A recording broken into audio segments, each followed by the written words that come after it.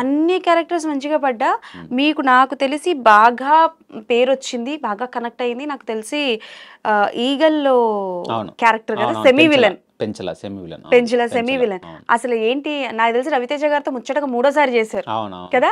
ఎలా ఉంటారు ఆయన ఆన్ సెట్స్ మీతో? అసలు చాలా కూల్ అసలు. అంటే హీరో అంటే మామూలుగా ఇప్పుడు సపోజ్ నేనే హీరో అనుకోండి, సపోజ్ నేను హీరోని, మీరు కొత్త ఆర్టిస్టు నాతో యాక్ట్ చేయడానికి వచ్చారు, సపోజ్ మీరు నన్ను రా అంటున్నారు, లేదా ఏదైనా తిట్టే సీన్ ఉందనుకోండి, నేనైతే అంటాను కొత్త ఆర్టిస్టు అతను నన్ను రా అనడం ఏంటి, రా వద్దు మామూలుగా ఏదో సాఫ్ట్గా అని చెప్పని డైరెక్టర్కి ఎవరికో చెప్తాను. ఎందుకంటే నాది ఒక రేంజ్ ఉంటుంది, ఇది ఉంటుందని. కానీ ఆయన అలా కాదు అసలుకి. ఇప్పుడు రా అంటాడా అనే మనం కొడతాడా, ఎక్కడ కొడతాడు, ఇక్కడ కొడతా, ఓకే సరే ఓకే రెడీ రాగానే ఇలా చూపిస్తారా కొట్టు అంటే అసలుకి ఎంత ఈజీరా బాబు అనుకుంటాం మనం. ఇంత ఈజీయా? నేను అందుకే నా పర్ఫార్మెన్స్ అంత బాగా వచ్చింది. డిస్కో రాజా అప్పుడే నా ఆయన ఒకటే అన్నారు నన్ను ఒక సీన్లో, నేను భయపడుతున్నా లైట్గా, లైక్ ఆయనని బెదిరించి అది కట్టేసి ఏదో చేసే టార్చర్ పెట్టే సీన్ ఉంటుంది రవితేజ గారిని పెడితే, ఆయన ఈ సీన్కి నువ్వే హీరో, నువ్వు చేసేసే, నువ్వు టార్చర్ అసలు నన్ను తిట్టు కొట్టు నీ ఇష్టం అన్నారు. అంటే ఓకే సార్ అన్న, ఇంత సపోర్ట్ చేస్తున్నారు కదా అసలు, కానీ రెచ్చిపోయాను నేను. సో ఆయన అలా చెప్పడం వల్ల నేను ఆ ఒరిజినల్ క్యారెక్టర్లో ఏముందో, ఆ సీన్లో ఏముందో చేయగలిగాను. సపోజ్ ఆయన లేదు అలా వద్దు ఇలా వద్దు అంటే నాకు మైండ్లో ఉండిపోద్ది కదా, కొంచెం నీట్గా బిహేవ్ చేద్దాం, ఇది అనొద్దు ఇది అందాం అనేది ఉంటుంది కదా. అలా ఎవరైనా ఆర్టిస్టులు చేసిన వాళ్ళు పేరు మెన్షన్ చెప్పినా పర్లేదు కానీ అలా ఎవరైనా బిహేవ్ చేసిన ఆర్టిస్టులు ఉన్నారా? ఉంటారండి కొంతమంది, లైక్ కేర్ తీసుకుంటారు.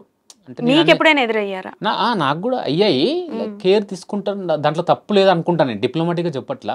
ఇందాక నేనేనంటే ఒకవేళ నేనే హీరో అనుకుంటే నేను చూసుకుంటా నా క్యారెక్టర్ ఎంత ఉంది, డౌన్ అవుతుందా, ఇంకోళ్ళు నన్ను డామినేట్ చేస్తున్నారా, అది డామినేట్ అవ్వకూడదు. నేను త్రూ అవుట్గా హీరో అనేటోడు షోల్డర్ మీద నడిపించాలి సినిమాని. ఇంకో క్యారెక్టర్ డామినేట్ అవుతుందంటే చూడడము, లేదా దాన్ని ఎడిటింగ్లో లైక్ దాన్ని ట్రిమ్ చేయించడము, ఇలా చేస్తారు. రీజన్ ఏంటంటే వాళ్ళు హీరో, వాళ్ళ మీద మార్కెట్ ఉంటుంది, వాళ్ళ మీద లైక్ ఫ్యాన్స్ కూడా వచ్చేది వాళ్ళ కోసమే. నేను భాష చేసాడనో ఇంకోళ్ళు చేసాడనో రారు, మెయిన్ హీరోని చూసే వస్తారు. అది కొత్త హీరో అయినా సరే ఎవర్రా హీరో అంటారు. సినిమా అంటే ఎవర్రా హీరో. సో హీరోకు ఉన్న డిమాండ్ అట్లాంటిది మన తెలుగు ఇండస్ట్రీలో. సో కొంతమంది కేర్ తీసుకుంటారు, లైక్ డైలాగ్స్లో కానీ అయిండొచ్చు, లెంత్లో అయిండొచ్చు, డామినేటింగ్ విషయంలో అయిండొచ్చు. సో అది తప్పలేదు. కానీ కొంతమంది హీరోలు లైక్ రవితేజ గారు లాంటి వాళ్ళు అంత పట్టించుకోరు ఆయన అసలుకి. నాకు తెలిసి ఆయన ఈ ఆర్టిస్ట్ గురించే కదా, స్క్రిప్ట్ గురించి కూడా ఒకసారి ఓకే చేస్తే నాకు తెలిసి ఇంకా అసలు ఏళ్ళు బెటరు ఏం చేయరు, సప్పమని వెళ్ళిపోతారు. అది ఫ్లాప్ అయిందా హిట్ అయిందా వాడి ఇష్టం అబ్బాయి, ఫ్లాప్ అయితే ఆడికి బ్యాడ్, మనకేముంది మనం క్వశ్చన్ చేస్తాం అంటారు ఆయన, అంత సింపుల్గా. అసలు నేను చాలా షాక్ అయ్యాను నేను ధమాకా చేస్తున్నప్పుడు కూడా. అప్పుడు ఏదో ఆయన సినిమా వచ్చి ఫ్లాప్ అయితే వాళ్ళ అసిస్టెంట్ ఎవరో ఒక సాంగ్ పెట్టుకున్నారు, ఆ సినిమా సాంగ్. అది ఆ సాంగ్ బాగుంటుంది, సాంగ్ పెట్టుకుంటే ఏంట్రా సాంగ్ పెట్టావు, సినిమా అంతా నచ్చిందా, కాదు సార్ సాంగ్ అది అలా చెప్పు, సినిమా నచ్చిందంటే ఆయన ఒప్పుకుంటారు.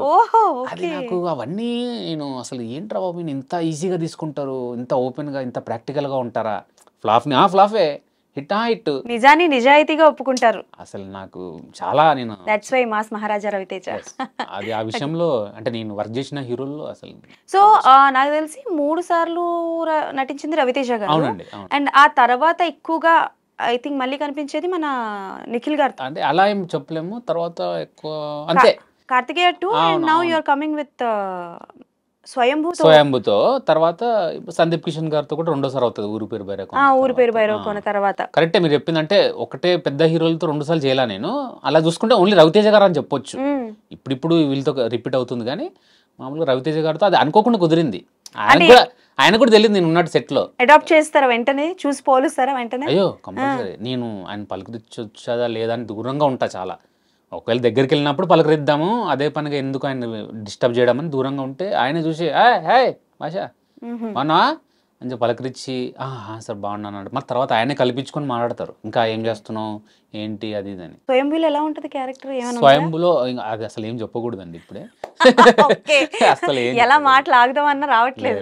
అంటే ఇప్పుడు కార్తికేయ 2 వచ్చిన తర్వాత నిఖిల్ గారి మూవీస్ అన్ని ఎలా ఉంటాయి అని అంటే ఎక్స్పెక్టేషన్ స్పీక్స్ లో ఉంటాయి. ఎలా చేస్తారు ఏం చేస్తారు అని లుక్ అయితే అదిరిపోయింది. సో చాలా కాన్ఫిడెన్షియల్ గా ఉంచుతున్నారు. బట్ మీకు షూటింగ్ ఆల్రెడీ అయిపోయిందా? లేదు నేను కంప్లీట్ అవ్వలేదండి. ఉంది తెలుసు, ఆ సెట్ అది చూశాను, చాలా పెద్ద సెటప్ అది. చాలా పెద్ద setup. It's not related to present world కాదు ఒక బాహుబలి ఆ కైండ్ ఆఫ్ మూవీ. కానీ వేరే స్టోరీ అంత డిఫరెంట్, దానికి సంబంధం లేదు. ఓకే చాలా డిఫరెంట్, చాలా పెద్ద స్పాన్ ఉన్న ఫిల్మ్ అది, అందుకే నేను ఎక్కువ చెప్పట్లే ఇంకా. Okay done. సో మనకి స్వయంభూ టైంలో కూడా మీరు మాకు ఇంటర్వ్యూ ఇవ్వాలి. షూర్ అండి, తప్పకుండా.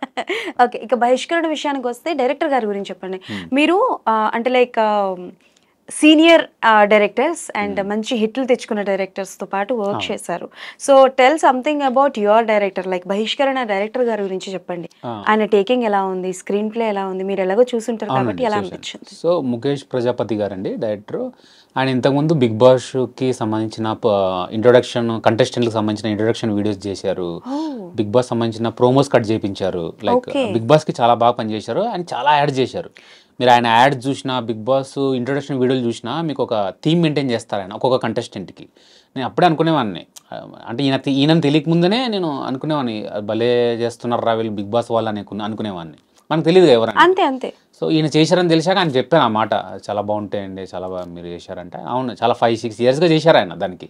అది బిగ్ బాస్ మనం క్రమం తప్పకుండా ప్రోమోలు చూసి అంటే ఎక్కువ ఇన్స్పైర్ అయిపోయి ఎగ్జైట్ అయ్యి చూస్తాం కదా, దాని వెనకాతలు ఉన్నది ముఖేష్ గారే. అంత ఇంట్రెస్టింగ్ గా మన ఎపిసోడ్ చూసేలా చేసేది ముఖేష్ గారే. సో ఈయనతో చేస్తున్నప్పుడు ఈయన నన్ను ఓకే చెప్పేశారు, అయిపోయింది.